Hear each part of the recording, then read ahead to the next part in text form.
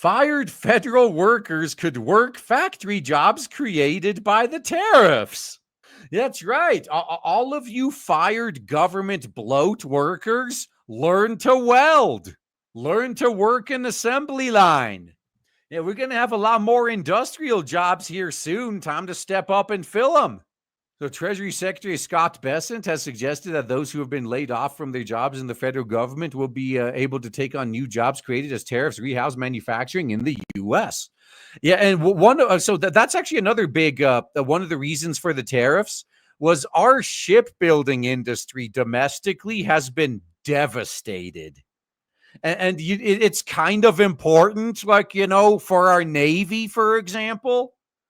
You can't maintain 11 active aircraft carriers when you can't build them faster than they're being retired.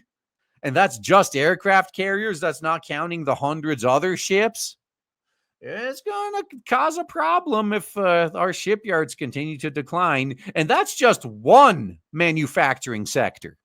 And so what are we doing? On one side, the president is reordering trade. On the other side, we are shedding excess labor in the federal government and bringing down federal borrowings. And then on the other side, that will give us the labor we need for new manufacturing. Yeah. Can you imagine all of those millennial whammons who make those a day in the life of a Twitter employee TikToks? Imagine them having to work an assembly line. And no more cushy air-conditioned jobs for you. So despite the legal pushback and forced reinstatements of fired workers, which, by the way, the Supreme Court ruled on that, and he's allowed to fire them. The Department of Government officially has continued on its quest to slash the federal workforce, with hundreds of thousands let go across dozens of agencies by some estimates. And this is just the beginning. Now, the transcript of the interview was put out by the Treasury Department on Tuesday, differs slightly from the comments made by Bess in his interview on April 4th. In the footage posted to Carlson's YouTube channel, the Treasury Secretary states that the federal government layoffs would give us an additional labor force rather than we will have the labor we need for new manufacturing. It's effectively the same thing, but yeah, it's not word for word the same. Fair enough. We got to be clear.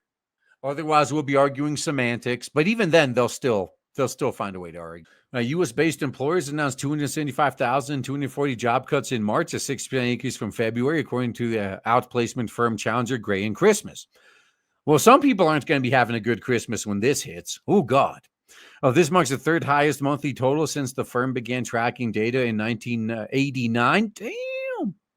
So only April and May of current year -5 saw higher numbers.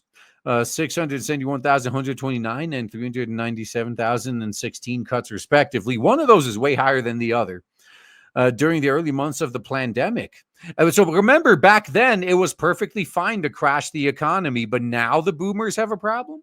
Challenger attributed 216,670 of those cuts to the actions of DOGE, including its direct layoffs and cuts caused by the downstream effect of cutting federal aid or ending contracts. Yeah, that is something that, unfortunately, a lot of places don't cover as much as they should. That is definitely an issue. So if you cut entire departments and slash their workforce down to like 10% and you cut their funding, what's that going to do to all of the civilian contracts that department has? Well, they're all gone too. So now all of these contractors are also out of work. It compounds. Experts recently told Newsweek that DOGE-driven layoffs have further saturated the labor market, resulting in too few openings and leaving many unable to find comparable roles to those they performed while in the government. Where outside of the government do you expect to find a job that'll pay you to do nothing? Because you're going to be looking for a long time for a comparable role. The fact is, most of these people are going to have to take a massive pay cut. Bessent framed DOGE's efforts as part of a two-pronged plan to put the U.S. economy back on course.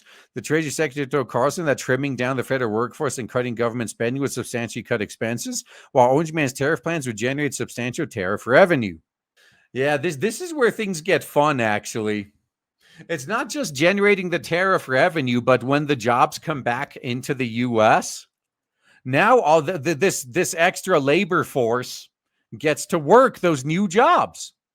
What they're saying. So Besant himself, with an interview with Tucker, said, "Right now we're in this strange betwixt in between because we're going to take substantial tariff revenue, and what Doge is doing is substantially cutting expenses, but we're not getting credit for it right now. I think the market's starting to get a hint of it. The 10-year bond, which almost peaked at 5%, is now 4%. A way to think about that is." Every 100 basis points, around $1 trillion in savings. So we've saved $100 billion.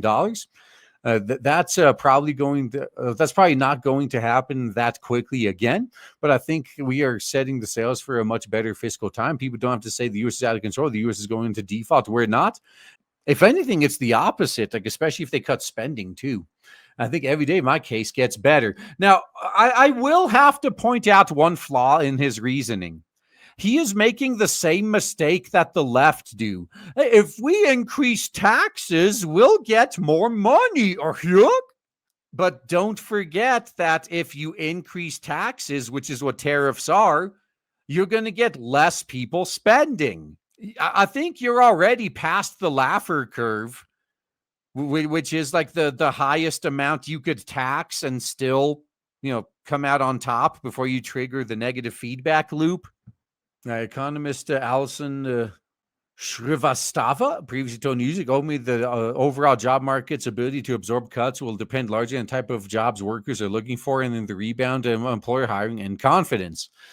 It doesn't matter the type of jobs employees are looking for, workers are looking for.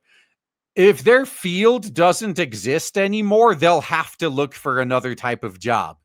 Sebdem Kalemi Oskan, Professor of Economics at Brown University, told Newsweek, first and foremost, every reason the administration gives to justify tariffs is wrong. Tariffs do not decrease U.S. overall trade deficit unless you shut down entire trade with everyone. Tariffs do not bring jobs back, and tariffs do not mean foreigners take advantage of us. It does not mean foreigners take advantage of us taking our wealth. Well, I think this guy's being proven wrong by everything that's happening. But, he may still be right in the long term. Only way we'll know for sure is to wait a few years. And so Trump's flat 10% tariffs on all imports took effect Saturday, with the reciprocal tariffs set to follow on Wednesday. Yeah, those have been delayed 90 days.